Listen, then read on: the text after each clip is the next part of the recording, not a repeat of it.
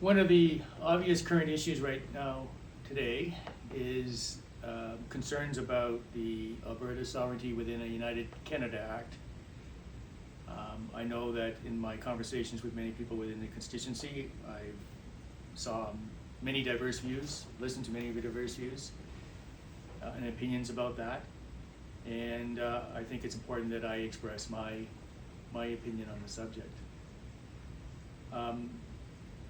To start off, I would say that I'm a little bit disappointed in how this issue has been portrayed in the media by some people in the media. It tells me, from at least my personal perspective, they do not have a very good understanding of the Canadian Constitution and the reasons why Canada was formed as a federation rather than as a unitary government. It's important to recognize that this is not the fact that we are formed as a federation with strong provincial jurisdictions within the Constitution of Canada, both within the original Constitution in 1867 and the changes that took place since then, culminating in the 1982 Constitution Act. So why have strong provincial jurisdictions? Why have a federation?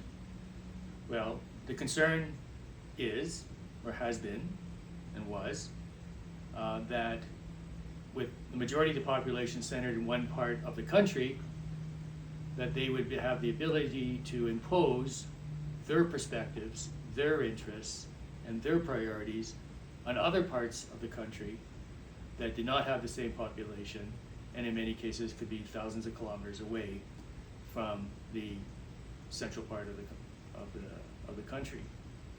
And so this was a concern if you wanted to bring those areas into one country. And it's not just Canada, by the way. If you look at the 8th largest geographic countries on the planet, 7 of them are federations. It's worth noting that the only one that isn't of the 8th largest is China, which for obvious reasons, obvious ideological reasons, is formed around a strong central government. So that is the reason why a federation is formed. And that is why Alberta, all the provinces, were provided a fairly lengthy list of areas that were under their jurisdiction for them to make the decisions locally as to how things should be handled. And those things include things like natural resource development, education, and health. Now, over the period of history, there have been a number of disagreements between the central government and certain provinces on a number of issues. And it's not just Alberta, or it's not just Quebec. Many provinces have had their independent issues. But at the end of the day, what the system is designed to do is to force the parties to recognize each other's interests and to come to accommodation so that both the regions and the central government can be satisfied. And that's what Canada is about. That is, to be Canadian is to recognize that this division of powers and the reasons behind them. So when we have a situation currently where only 10%, less than 10% of the federal seats, members of parliament in the prairie provinces are Liberal, and the Liberal government is promoting policies that are clearly against the interests of Alberta or Saskatchewan,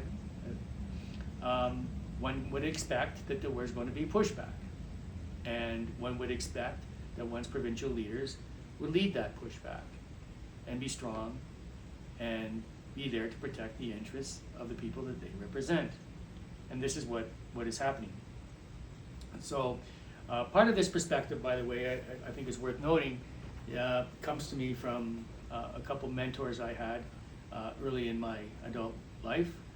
One was a couple professors I had at the University of Calgary when I took my 4th year Canadian Federalism course with the late Professor Roger Gibbons and the late Honorable Peter Loughy, who is the father of the 1982 Constitution. The other person is my first boss upon graduating, I worked in the legislature for 4 years as executive assistant to the provincial treasurer of Alberta. That gentleman, who was the provincial treasurer, Dick Johnson, was also the Minister of Intergovernmental Affairs during the whole 1980s constitutional discussions and finally Constitution Act. And what I learned from them was that sometimes in these disagreements between the provinces and the federal government on policies, the provinces has to be tough. Peter Lougheed shut off the oil for a while in response to the National Energy Program. But at the end of the day, the intent is to get the parties back at the table with both parties respecting the other side's interests and authority and coming out with a policy that works for both parties. And I think that's exactly what the Act is intended to do. So, for those who think that somehow the Canadian Sovereignty Act is unconstitutional, well, I would just quote the former Supreme Court of Canada Justice Jack Major from Alberta, who publicly stated that he sees nothing particularly alarming with the Act. I don't see anything in the Act that is unconstitutional, and if anything,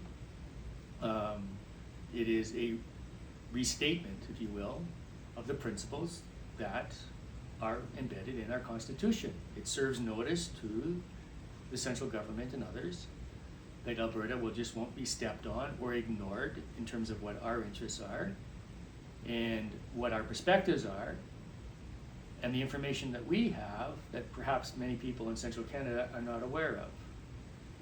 And we will defend our interests until the federal government treats us as equal partners, as it should. It doesn't seem to be un-Canadian to do that. And for that reason, I support it.